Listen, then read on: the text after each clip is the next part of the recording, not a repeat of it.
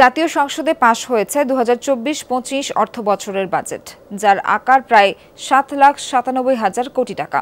মঞ্জুরি দাবির ওপর আলোচনায় বলা হয়, শিক্ষার রন্ধ্রে রন্ধ্রে দুর্নীতি, অনিয়ম রোধের দাবি তোলেন একাধিক সংসদ সদস্য। এছাড়া বিচার বিভাগে মামলার জট কমিয়ে আনারও তাগিদ আসে। এনজিও ঋণ কার্যক্রম নিয়েও প্রশ্ন তোলেন কেউ কেউ। Walton switch, stylish and elegant.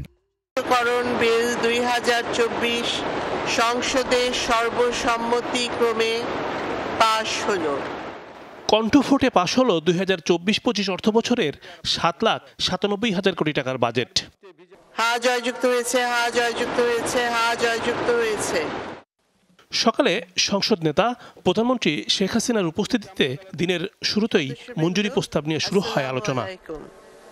মাননীয় সদস্যবৃন্দ, এ সময় আইন বিভাগ, শিক্ষা ব্যবস্থা এবং সামাজিক নিরাপত্তামূলক কার্যক্রম সহ নানা বিষয়ে সরব হয় একাধিক সংসদ সদস্য।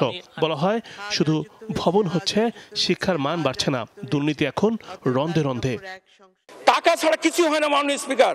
অতএব এই সর্বগ্রাসী যে দুর্নীতি, আমরা যদিও বলি যে জিরো টলারেন্স, আসলে একটার একটা গোটা জাতি গ্রাস হয়ে যাচ্ছে এই দুর্নীতির কাছ থেকে। এনটিআরসির মাধ্যমে শিক্ষক নিয়োগটা নিঃসন্দেহে প্রশংসনীয়, কিন্তু কুড়িগ্রামের চিলমারি কোনো ছেলে যদি মেহেন্দিগঞ্জে চাকরি পায়, সে যায় না মাননীয় স্পিকার। শুধুমাত্র অর্থ বরাদ্দ করলে হবে না, আমাদের সেই অর্থের যথাযথ সংস্থান এবং সেটা আমাদের যে ব্যবহার অর্থটা সেটা যথাযথভাবে বাস্তবায়ন করার প্রকল্পগুলো, সেগুলো কিন্তু আমাদের কাজ চলমান আছে।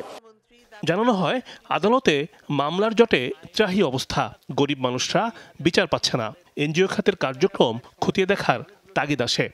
এতই যদি মাইক্রো ক্রেডিট সফল হতো, গরিবের রক্ত চোষা পয়সা নিয়ে গ্রামীণ টেলিকম প্যাকেজেস লিমিটে হাজার হাজার কোটি টাকা বিদেশে পাচার করা, বিদেশিদের লবিং এর টাকা দেওয়া, লক্ষ লক্ষ মানুষ কোর্টে কাছারি ঘুরতে ঘুরতে এই দেশের সাধারণ মানুষের মানে কষ্ট হচ্ছে।